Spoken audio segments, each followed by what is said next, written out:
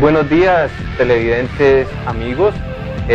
Agradeciendo a don Roberto aquí pues el espacio que está brindando para que discutamos un poco en torno a un tema que definitivamente tenemos que estar todos interesados, que es el tema de la paz. 1 de diciembre, una época para compartir en familia, para pensar y vivir con las normas de convivencia de una forma sana, de una forma saludable.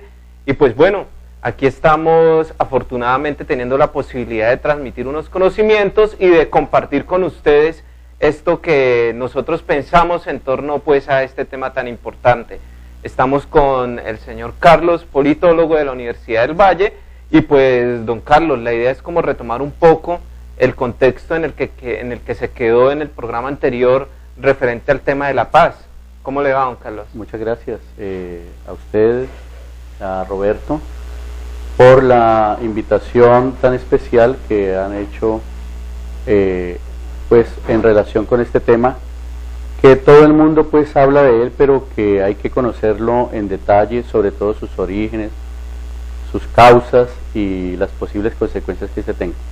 La vez pasada habíamos quedado en un recorrido histórico por los fenómenos que conocemos popularmente como la violencia, y asociábamos estos fenómenos a las condiciones sociales, económicas y por supuesto políticas que ha vivido nuestro país y que le dan un evento singular a este proceso. Porque la gente se pregunta, bueno, ¿por qué Colombia es casi el único país de América, o el único país de América Latina que lleva un conflicto tan prolongado, ¿no? Más de 50 años? Entonces habría que indagar sobre eso. Y es que definitivamente, señores televidentes, es necesario conocer la historia, es necesario darnos cuenta cuáles son los orígenes para saber por qué estamos viviendo el contexto que actualmente nosotros vivimos.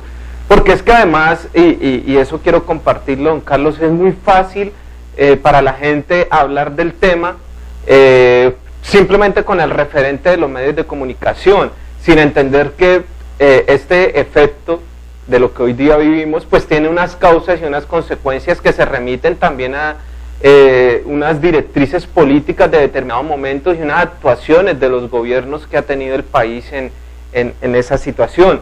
Entonces me parece muy importante y retomemos un poco acerca de cómo fue estos orígenes, cómo se originaron las causas de lo que hoy día vivimos, ¿no le parece, don Carlos? Bueno, habíamos quedado en el programa anterior en que el movimiento insurgente o guerrillero que se conoce popularmente en Colombia había tenido una dinámica asociada a los fenómenos de despojo en la tierra, a los fenómenos de cambios en la estructura del latifundio o de la hacienda que empezaba a modernizarse. ¿Qué quiere decir eso? Que en últimas esa vieja hacienda que estaba asociada a la ganadería, a los cultivos tradicionales, comienza a ser mirada de otra manera, es decir, como una hacienda moderna en la que ya hay cultivos agroindustriales incluso, y en la que se utiliza la mecanización. Es decir, ya no como esa idea del campesino con su machete, con su asadón, sino que estamos hablando de una hacienda moderna.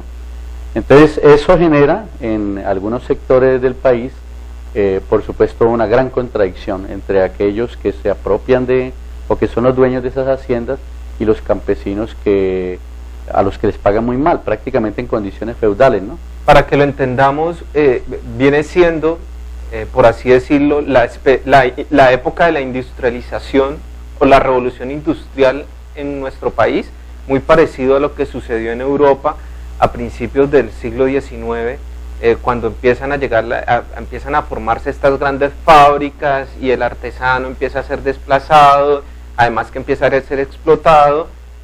Digámoslo así, que fue la época de la revolución industrial en Colombia, ¿no es así? Claro, de alguna manera se puede comparar, porque la revolución industrial no llegó tarde, ¿no? Evidentemente, pues 100 años de retraso prácticamente. Además porque las élites, probablemente a eso nos referíamos en el programa pasado, perdieron una oportunidad histórica en el sentido de que no permitieron que los artesanos, que trabajaban los telares de la tierra, dieran el paso hacia los industriales, entonces ese proceso se retrasó. Pero claro, entonces ya en los años 30, bueno, viene la época de la revolución en marcha, de tratar de modernizar este país, y en ese contexto es que se ubica. Pero bueno, rápidamente ese movimiento que comienza como una contradicción entre los hacendados y sus trabajadores, ¿no? Jornaleros, bueno, peones, como se llaman. Ese es un elemento, pero el otro es que hay zonas que no estaban tan modernizadas. Por ejemplo, las zonas de ladera, eran zonas deprimidas, a pesar de que el café pues ya había tenido auge y que el café sirvió como un elemento dinamizador de la economía. Entonces mire que ahí se da otro conflicto, es la gente que se ve impelida a buscar otras fuentes de ingreso, y esas fuentes de ingreso las encuentran o en las ciudades o también en lo que después se van a llamar las zonas de colonización. Es decir, zonas que los campesinos van descubriendo que están, a ver cómo usar el término, baldías. Zonas vírgenes. Sí, y que entonces el campesino vaya a colonizar, a abrir, a ampliar la frontera agrícola para generar trabajo. Y por supuesto, esto tiene consecuencias también. Entonces, allí se va generando pues una confluencia de factores en los cuales va a organizarse en lo que se llama el movimiento campesino de resistencia, así se llaman ellos. ¿Por qué? Porque empieza además a eso hay que agregarle pues que hay una agresión desde el Estado y de los partidos políticos contra esos campesinos. Entonces se forma un movimiento, mire que tan grande, dicen algunos historiadores, que parece el movimiento campesino de comienzos del siglo en México, la de famoso, pues que uno conoce, que lo dirigen Pancho Villa, que Emiliano Zapata, muy parecido. Sí. Y entonces allí viene un elemento que hay que tener en cuenta, las élites se asustan con ese movimiento, les da temor que dijéramos eso vaya a romper esas fidelidades, ese caudillismo, y entonces empieza a agredirlo fuertemente. Esa viene a ser la segunda etapa. Como no lo logran enteramente, entonces buscan una salida desde el Estado. Esa salida desde el Estado es el golpe militar de 1953, encabezado por Gustavo Rojas Pinilla. Entonces, allí hay, dijéramos, otra etapa, comienza otra etapa de esta larga historia del movimiento armado, pues, armado insurgente. Entonces, bueno, uno de los primeros actos de Rojas Pinilla, que es un militar, por supuesto, el general Rojas Pinilla, es anunciar que está dispuesto a generar la paz con todos estos movimientos. Pero el problema es que, si bien es cierto, lo logra con algunos sectores que están muy afines al caudillismo liberal o a las clientelas pues, de los partidos tradicionales, se hace bajo una ideología de tipo anticomunista. Entonces ahí hay que entender esto muy bien, porque resulta que el núcleo de esos guerrilleros eran comunistas. Entonces, claro, ellos van a ver en ese discurso de Rojas Pinilla, no lo van a ver con confianza, por decirlo menos.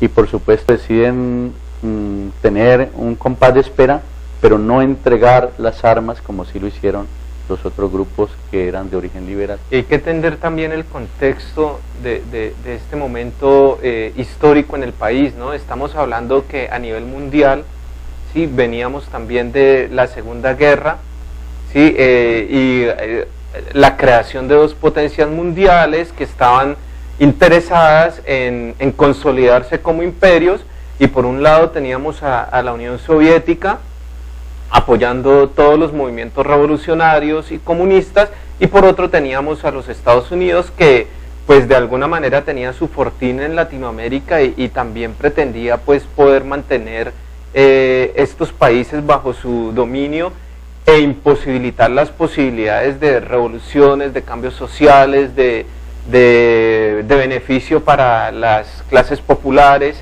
Entonces ese contexto también nos ayuda a entender cómo pues por un lado se radicalizan las posiciones de la oligarquía, de los que tienen el poder, y pues que a su vez conlleva que se radicalicen también las posiciones de los grupos que buscaban la reivindicación de los campesinos, de los obreros, de la clase pobre, ¿no? Claro, es el contexto que se conoce con el nombre de la Guerra Fría. Claro, por supuesto.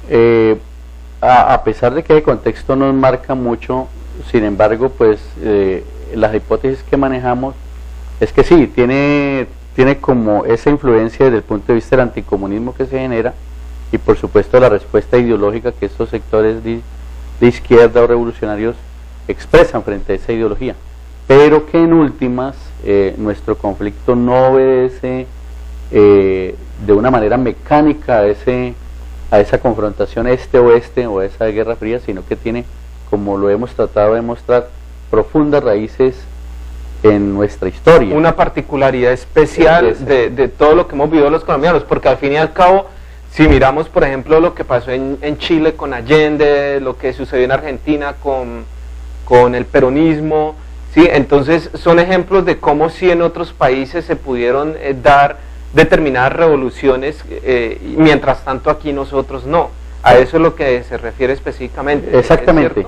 A pesar de que, claro, por supuesto, hechos internacionales no están de ninguna manera desligados de nuestra realidad. Por ejemplo, mucho después del gobierno un poco después del gobierno de Rojas Pinilla, ocurre en América Latina el fenómeno de la Revolución Cubana. Y ese fenómeno, con su ejemplo, por ejemplo, perdón la redundancia, realiza una reforma agraria. Y precisamente los movimientos campesinos que aquí estaban peleando por eso, ven ese espejo y entonces dicen, bueno, aquí hay unas posibilidades de desarrollar algo muy similar, pero de todas maneras sin perder su autenticidad, es decir, el hecho de que ha nacido del mismo conflicto, el conflicto que se prolonga incluso desde el siglo XIX, como lo hemos visto, el problema de la tierra, ¿no? El problema de toda esta complejidad que significa que haya por un lado una modernización de la hacienda, pero que por otro lado hayan unos sectores de colonización y por otro lado hay unos pequeños campesinos tratando de sobrevivir en zonas de ladera, que también el café pues se haya impuesto allí como un elemento importante del desarrollo económico. Bueno, todo eso le da una complejidad a este proceso. Por eso miren, y para que lo miremos ya a la luz de lo que está ocurriendo en La Habana y lo que ocurrió en Oslo con las conversaciones, un dirigente de estos movimientos guerrilleros hablaba no de la reforma agraria, sino de las reformas agrarias, porque él decía que había mucha diferencia entre unos sectores geográficos en Colombia y otros, y que no se podía medir con el mismo rasero pues las posibilidades cuando se haga un elemento de eso. Claro, es como contextualizar la situación, porque finalmente Colombia no es un terruño homogéneo desde el punto de vista geográfico cultural, al contrario, ¿no? Tenemos una diversidad que implica también unas acciones determinadas, unas acciones políticas determinadas para determinado sector, ¿no? Pero entonces, devolvámonos para avanzar. Estábamos en Rojas Pinilla. Después de Rojas Pinilla, vienen y se organiza la oligarquía en el país y deciden conformar lo que se llamó el Frente Nacional, ¿no? Correcto. El Frente Nacional tiene, pues, una de sus características es buscar la coexistencia, dijéramos, no encuentro otra palabra más adecuada, entre los liberales y los conservadores, que en las décadas anteriores se habían venido matando, literalmente. Y bueno, de alguna manera, desde el punto de vista de las élites, logran eso. Pero el problema es que dejan por fuera a un amplísimo sector social, urbano y campesino, que no estaban ni con el Partido Liberal ni con el Partido Conservador. Entonces, no se les deja posibilidad de expresarse, ni social ni políticamente. Entonces, ¿qué podemos esperar cuando eso ocurre? Cuando se cierran los canales de participación democrática, y mire que estamos hablando, o hay un mito pues que dice que nuestra democracia es la democracia más segura y más prolongada en el tiempo de América Latina, pero que en muchas ocasiones ha sido una democracia de tipo restringido, es decir, sí, nosotros les damos posibilidades al pueblo para que vote, pero no para que se exprese de manera real, no para que participe, no para que tome las grandes decisiones que se requieren. Entonces, cuando eso ocurre, cuando se cierran los canales, pues estos sectores que ya tienen la experiencia de resistir desde otros ámbitos, entonces recurren a esas formas de lucha para manifestar su inquietud, sus posibilidades de participación. Por eso en la época del 60, que coincide con la implementación del Frente Nacional, es donde vemos resurgir tanto movimiento armado. Entonces que ya no solamente lo que después se van a llamar las FARC, porque mire que en esta etapa que hemos estado hablando, incluso de Rojas Pinilla, todavía no se conoce un grupo con ese nombre, sino que también van a surgir el ELN, el EPN, el FUAR, bueno, una cantidad de movimientos que posiblemente a la luz del análisis político, del análisis económico y social, obedecen más a esa falta de garantías democráticas para expresarse. Claro. Y mire que entre los partidos tradicionales también surgen inquietudes, bueno, porque se dice, ¿cómo así que se van a repartir el poder milimétricamente? Es decir, la mitad liberales, la mitad conservadores, alternarse cada 4 años, ¿y el resto qué? Es para que lo entiendan televidentes, sucedió entonces que después del gobierno de Rojas Pinilla, los liberales y los conservadores se pusieron de acuerdo para gobernar, uno en este momento, el otro a los 4 años, y luego volvía el otro dentro de 8 años, y así sucesivamente. Es como si su familia y mi familia nos pusiéramos de acuerdo, y entonces los de su familia gobiernan estos 4 años, y los de mi familia los otros 4, y luego nuevamente los suyos, y luego nuevamente los míos. Y pues en ese sentido, las posibilidades democráticas, como usted bien lo decía ahora, pues prácticamente se cierran, y se vuelve la democracia una falacia, una mentira, porque definitivamente hay democracia para ejercer el derecho al voto, pero no hay democracia en las posibilidades de participar y en las posibilidades de tomar decisiones para el rumbo, pues, de nuestro país. Y ese Frente Nacional lo que hace es precisamente consolidar esos grupos armados, generar nuevos grupos armados, que es la resistencia a una población, de unos campesinos, de unos obreros que no tienen ni garantías ni espacios de participación, además porque los están gobernando dos grupos que ellos buscan más que todos sus propios intereses, independiente de su toldo o su color de partido, ¿no? Bueno, el Frente Nacional comienza con el gobierno de Alberto Lleras Camargo, posteriormente sigue Guillermo León Valencia, Alberto Lleras Camargo liberal, Guillermo León Valencia conservador, continúa Carlos Lleras Restrepo liberal, y se supone que termina el conservador Misael Pastrana Borrero, y ahí hay un quiebre en la historia, ¿no? Claro, porque ahí es donde se conforma un grupo subversivo, guerrillero, importante, ¿no? Pero dijéramos que después del periodo de dictadura militar de Rojas Pinilla, donde por supuesto no logra la pacificación, o es decir, la logra parcialmente, pero además decide quedarse más tiempo en el poder del que las élites le habían asignado. Las élites le habían dicho, usted se queda 1 año, pacifica el país, y luego nos entrega otra vez el poder, porque pues somos los liberales y los conservadores los que tradicionalmente hemos manejado este país. Pero el hombre decide, Rojas Pinilla decide que no, que él sigue. Y como dictador él pretendía pues continuar. Es una especie de dictador, bueno, lo tengo entendido incluso por los abuelos, porque incluso ha sido denominado el mejor presidente de la historia de Colombia, porque se vuelve ya un populista, ¿no? Algo así. Lo que pasa es que las características de las dictaduras de mediados del siglo XX pues tienen algo de eso, es un fenómeno más complejo. Perón, bueno, en Argentina, Rojas Pinilla en Colombia. Lo que pasa es que ellos también tenían dentro de su acervo ideológico lo que se llama el corporativismo, entonces querían construir al estilo de Mussolini todo dentro del Estado, nada por fuera del Estado. Entonces Rojas Pinilla tenía su asociación juvenil, su asociación de mujeres, su propia organización sindical, su propia organización campesina. Entonces, claro, por un lado daba migajas al pueblo, es decir, daba algunas reivindicaciones, que el pan más barato, la leche más barata, pero por otro lado ejercía una política represiva, pues en aras de fortalecer las élites que estaban gobernando en ese momento. Bueno, eso entra en crisis, por supuesto no logra la pacificación como había sido su pretensión, y entonces las élites deciden dar el golpe de Estado a través del paro, un paro cívico que realiza en el año 1957, y retoma el poder. Cuando retoma el poder, en el caso de Alberto Lleras Camargo, él llega con la consigna de la reconstrucción nacional. ¿Y qué significa la reconstrucción nacional para él? Bueno, volver a tejer esos hilos que habían sido un poco rotos por la dictadura, pero al mismo tiempo, dice él, enfrentar a los bandidos, enfrentar al bandidaje. Y si bien logra en muchas ocasiones ese cometido, por otro lado, en el saco de bandidos mete no solo a quienes están por fuera de la ley, sino a muchos luchadores sociales y políticos que se estaban enfrentando al bipartidismo. Entonces, mire que hay otra etapa de la violencia allí, que dijéramos ya no es la violencia de tipo tradicional entre liberales y conservadores, sino que es la violencia que se ejerce desde el bipartidismo y desde las élites contra los sectores que no están aliados a ella. Y ahí entonces llegamos a 1970 y quería usted hacer referencia... Bueno, en primer lugar, el Frente Nacional rápidamente entra en crisis.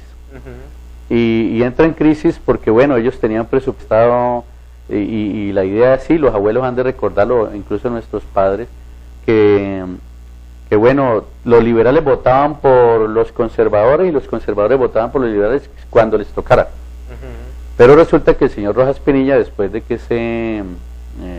salió del poder, pues por la acción de la burguesía aliada a muchos sectores de la clase media, incluso a sectores populares, él decide lanzarse ya democráticamente a la presidencia. Entonces, él conforma un grupo que llama la ANAPO, Alianza Nacional Popular, y ese grupo él lo inscribe según las circunstancias. Entonces, por ejemplo, cuando le toca el turno al gobierno conservador, él se presenta como conservador, y cuando le toca el turno al gobierno liberal, entonces se presenta como la ANAPO liberal. Y al parecer en el año 70 todo indica que él gana las elecciones. Es muy extraño, parece que se va la energía en gran parte del territorio nacional, iban ganando las elecciones cuando estaban en el conteo. Cuando se va la energía, bueno, nadie sabe qué pasó. Cuando regresa la energía, va ganando Misael Pastrana Borrero. Eso es lo que se conoce pues como el fraude más elocuente de la historia del siglo XX. Y allí le permiten tener argumentos a esos sectores que decían que la democracia no les daba garantía, no les daba participación a los sectores que no fueran ni liberales ni conservadores, les daba argumentos para decir, entonces, por aquí no es la salida. Y entonces se forma el grupo Movimiento 19 de Abril, M19, que es otra historia pues que ya comienza desde la década del 70 y que termina en la década del 90. Son 20 años más o menos de desarrollo de este movimiento, y que termina con un proceso de paz, ¿no? Claro. Que entre otras cosas es lo que nos interesa ver, bueno, cómo han sido esos procesos de paz, qué características han tenido para compararlos con este que se está viviendo. Entonces ya en los 70, ¿cómo se da esa muerte, por así llamarlo, entre comillas, de ese pacto nacional entre los liberales y conservadores? Es una muerte aparente, porque se supone que desde el punto de vista formal ya termina el Frente Nacional, pero algunos estudiosos de la política observan que después de que termina el Pacto Nacional, de todas maneras la confluencia, lo que se ha llamado el bipartidismo, continúa. Entonces ellos siguen teniendo la hegemonía, pues ya en el gobierno, dijéramos, de Pastrana, por supuesto, en el gobierno que sigue, que es el de López Michelsen, aún más, y cuando sigue el de Julio César Turbay Ayala, pues un gobierno de ingrata recordación para muchos sectores, aún más. Entonces mire que no se agota ahí ese modelo de bipartidismo, sino que por el contrario continúa. Es lo que es el periodo que se ha dado en llamar democracia restringida. Es decir, aparentemente había una democracia, todo el mundo valía a votar, ya se olvidó eso de que 4 años los liberales, 4 años los conservadores, pero sin embargo la estructura se mantenía. Y no se permitía, hasta el punto de que, por ejemplo, para ser juez o magistrado de la República, se tenía que ser liberal o conservador, habiendo pasado ya el Frente Nacional. Claro. Entonces, expliquemos y hagamos una breve reseña de todo este contexto histórico hasta los 80, ¿no? Entonces, miren, televidentes, que es una serie de causas, ¿sí?, desde el punto de vista de los gobiernos que nosotros tuvimos en el país, que pues definitivamente cuando llegamos a los 80, es donde tenemos una serie de grupos subversivos, insurgentes, que han cogido las armas y que han dicho, no, aquí posibilidades democráticas no existen, porque tuvimos un dictador, porque nos mataron a un caudillo, Jorge Eliezer Gaitán, una persona que podía representar la transformación, las modificaciones que necesitábamos nosotros, digámoslo así, las políticas que vayan de la mano con los campesinos, con los obreros. Pero después llega, además de que lo matan, y empieza pues lo que se denomina la violencia política, llega un dictador, y después de este dictador llega un acuerdo que se denomina Frente Nacional, y después viene esto que se llama la democracia restringida. Lo de la democracia que definitivamente no hay. Entonces son aproximadamente 35 años del país donde no ha habido posibilidad de participación política, donde ha habido atropello de la oligarquía, donde ha habido políticas enfocadas al beneficio de unos pocos, donde al campesino se mira de forma despectiva y no se le da la posibilidad de intervenir en las políticas del país. Entonces en los 80 tenemos una serie de grupos guerrilleros, claro, con mucha fuerza incluso, ¿no? Claro, y entonces ahí viene el quiebre, pues, para acelerar, porque pues yo creo que no nos alcanzaría el tiempo para detallar cada etapa. Es cuando se dan los primeros procesos de paz durante el gobierno de Belisario Betancur. Hay un acercamiento entre las FARC que en ese momento tiene un auge, y el gobierno del señor Belisario Betancur, presidente conservador, poeta, que nadie lo esperaba, pero decide tomar pasos audaces en varios frentes, no solo en el frente interno, sino que incluso decide colaborar en los procesos de paz de Centroamérica a través del grupo Contadora, decide ingresar a Colombia al movimiento de países no alineados y da, como les digo, ese paso audaz de establecer unas posibilidades de un proceso de negociación con la guerrilla más antigua que estaba en ese país y que sigue existiendo en las FARC, en lo que se conoce como el proceso de tregua, ¿cierto? En el año 1982, si mal no estoy, comienza ese proceso. Anteriormente se ha vivido un gobierno que todo el mundo detecta como violador de los derechos humanos. Ha surgido un movimiento muy amplio de defensa de los derechos humanos encabezado por un canciller conservador, el doctor Alfredo Vázquez Carrizosa, y se persiguió al Nobel Gabriel García Márquez, que le tocó irse al exilio, a Felisa Burstyn, que era una famosa escultora. Bueno, hubo como una cacería de brujas en contra del movimiento intelectual y de personalidades. Belisario entonces decide, bueno, vamos a generar este proceso, y ese proceso culmina con una gran esperanza, y esa gran esperanza es el surgimiento de un movimiento político llamado la Unión Patriótica. Mire, quiero hacerle mención a ese primer proceso, y era como la comparación que yo hacía de ese primer proceso y el que actualmente nosotros estamos viviendo. Yo era muy niño, pero yo recuerdo ver la gente en las calles pintando palomas en los andenes. Yo recuerdo marchas gigantescas de gente con la bandera de Colombia y la paloma. Yo no entendía muy bien de qué se trataba, pero indudablemente que la paloma se convirtió en un símbolo, y se convirtió en una esperanza, y era el tema de conversación en la esquina, en la tienda, en la panadería, en la escuela, y a mí eso, yo aún lo recuerdo, ver cómo pues la gente estaba muy entusiasmada, estaba muy motivada, estaba muy centrada, muy metida, y ya después lógicamente haciendo a colación a lo que usted acaba de mencionar, ver la gente ya colocándose camisetas amarillas, esto que se llamaba UP, y había un auge pues muy importante y un espíritu esperanzador, pero impresionante, ¿no? Muy diferente al actual, ¿no? Y ahí como tremendamente diferente. Gabriel García Márquez hizo una paloma grande y escribió "Viva la paz con los ojos abiertos" en el año 1982, y eso, bueno, la gente después pudimos entender ese mensaje simbólico cuando uno de los presidentes de la Comisión de Paz dijo que habían enemigos agazapados en el proceso de paz, o ante el proceso de paz más bien, porque pues como todo proceso hay quienes lo miran con esperanza, pero hay quienes por sus intereses económicos, políticos y sociales lo van a torpedear, y eso es entendible. Lo que no es entendible es que se haya hecho de la forma como se hizo, es decir, a través de un genocidio horroroso, pues, que incluso está en la Comisión Interamericana de Derechos Humanos, en los tribunales internacionales, porque pues selectivamente, masivamente, se fue asesinando a uno de los integrantes de este movimiento. Para que lo entiendan los televidentes, fue un momento histórico en el cual este grupo guerrillero de la FARC dejaron las armas a un lado y dijeron: vamos a participar políticamente, conformando un grupo político con intelectuales, con gente que tuviera posibilidades de participación, y conformaron la Unión Patriótica. Sí, la Unión Patriótica empezó a coger mucha fuerza a nivel político en el país, empezó a ganar alcaldías, en ese momento se empezó fue un momento histórico también porque la elección del alcalde empezó a ser popular, ¿sí? Empezaron a tener representantes a la Cámara y pues, digámoslo así, era la posibilidad, bueno, desde el punto de vista lógico y consecuente con todo lo que hemos hablado, se da una posibilidad de que se participe políticamente cuando nunca antes se había dado, o me equivoco.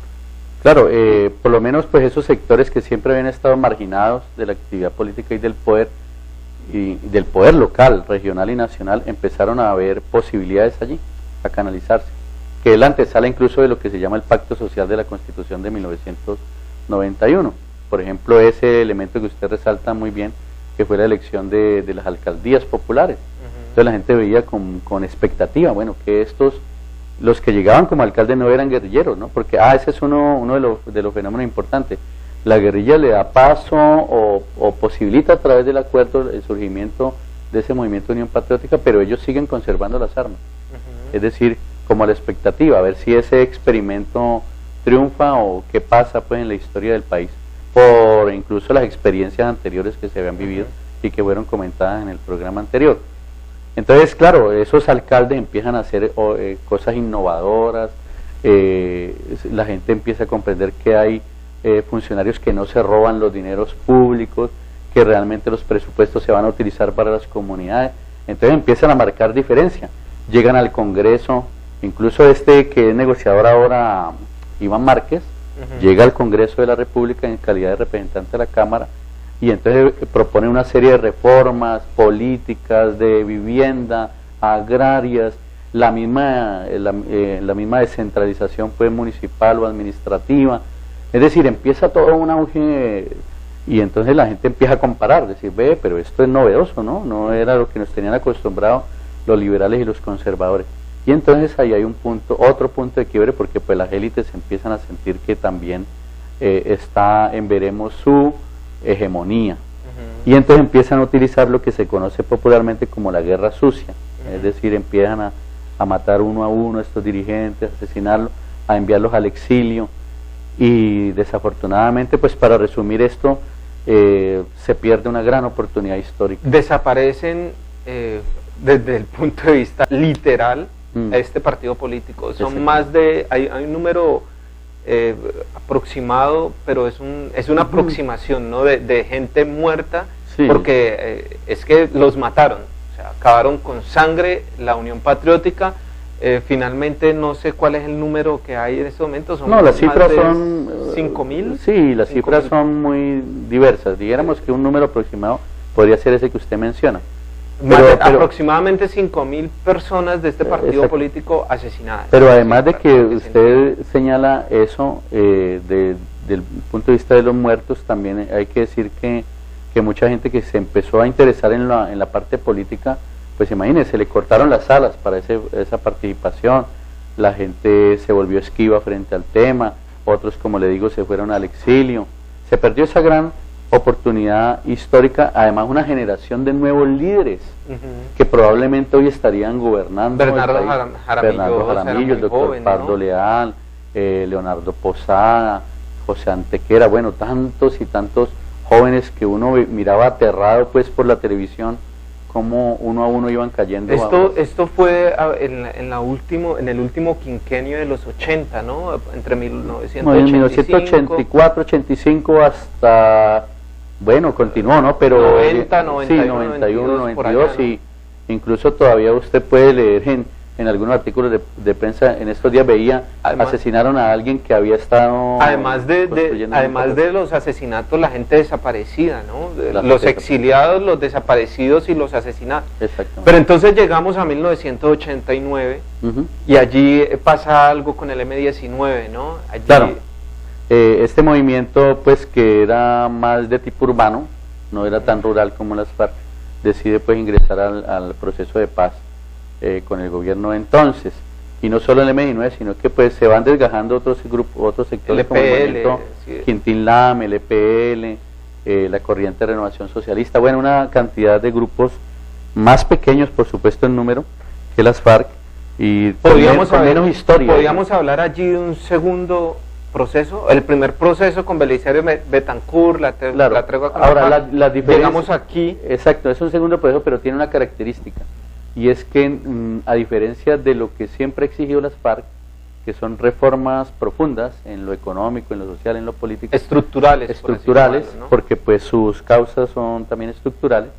Estos movimientos se conforman con un pacto social, con algunas dádivas, con un ministerio probablemente. Es decir, la gente empieza a mirar y si hoy le pregunta a usted mucho de esa generación en retrospectiva, dice, no, pues es que ellos lo que hicieron fue acomodarse, los líderes de la guerrilla lo que hicieron fue acomodarse, llegar a los ministerios, llegar a la alcaldía, y el pueblo siguió, como quien dice, en las mismas. Incluso los combatientes de base de esos movimientos. Entonces, pero precisamente porque, bueno, probablemente... Pero hubo una reforma constitucional, ¿no? Claro, la de 1991, que tiene muchos avances en derechos humanos, pero que también tiene un elemento que es cuestionado, y es que esa constitución le abrió el boquete inmenso a todas las políticas neoliberales que se han venido implementando. A nivel económico, claro, porque cuando usted le dice, por ejemplo, en la constitución que la educación y la salud no son derechos, sino que son servicios, entonces imagine, si es un servicio lo puede prestar no solo el Estado, sino también un particular. Bueno, entonces llegamos aquí donde el M19 llega a unos acuerdos, bien lo dice usted, las reformas no son tan estructurales como las que plantean la FARC en este momento y las que han planteado siempre, pero digámoslo así que hay unos avances, porque pues hay la posibilidad de una reforma constitucional que, si bien es cierto tiene sus cuestiones negativas, pues también trajo otro tipo de procesos de participación o mecanismos de defensa como la tutela, etcétera. Después de ese proceso en 1991 pasamos en 1989 pasamos al gobierno de Pastrana, ¿no? Y después de ese acuerdo, de ese lo que estamos ahora, proceso de Pastrana, llegamos a qué. Yo creo que es un tema, licenciado Carlos, que tenemos que pues hablar en otro programa, porque aquí se nos está agotando el tiempo, ya me están indicando por acá, pero definitivamente que es muy necesario para ustedes televidentes de que entiendan, más que una justificación que estemos haciendo nosotros para que exista la guerra, es como entender por qué existe. Claro. No se trata aquí de tomar una posición partidista y que nosotros somos farquianos, ¿sí? O que somos subversivos, sino que sencillamente es comprender del por qué hoy día existen aún este grupo guerrillero, por qué hoy día vemos tanta muerte y tanta sangre, incluso no solamente a nivel del conflicto armado, sino también del conflicto en las urbes. Entonces queremos invitarlo muy cordialmente para que terminemos en un tercer programa este ciclo. Queremos, eso sí, agradecer al Global TV, queremos agradecer a don Roberto que nos ha facilitado este espacio, porque definitivamente es necesario que la gente entienda lo que no dicen los medios de comunicación, que hay una clase oligarca que ha sido la propiciadora de este conflicto. ¿A partir de qué? A partir de la represión, de la imposibilidad de participar democráticamente, ¿no, don Carlos? Sí, claro. Bueno, sí, si ustedes continúan con el interés de conocer, y los televidentes, por supuesto no asumiendo ninguna posición, sino tratando de analizar pues lo que fue históricamente o lo que ha sido la guerra, que nadie la desea, por supuesto, pero para nosotros llegar a tener las expectativas y las esperanzas de un proceso aleccionador, tenemos que saber de dónde viene esto y qué es lo que ha ocurrido en la historia. Bueno, muchas gracias, don Carlos. A ustedes televidentes, recuerden, empezamos diciembre con paz, con amor, cero pólvora para los niños. Vamos a solidarizarnos con el vecino y nos vemos en el próximo programa. Recuerden que mañana don Roberto estará aquí con el programa A la Hora del Camello a las 9 de la mañana, ¿sí? Por este mismo canal. Y feliz día. Muchas gracias.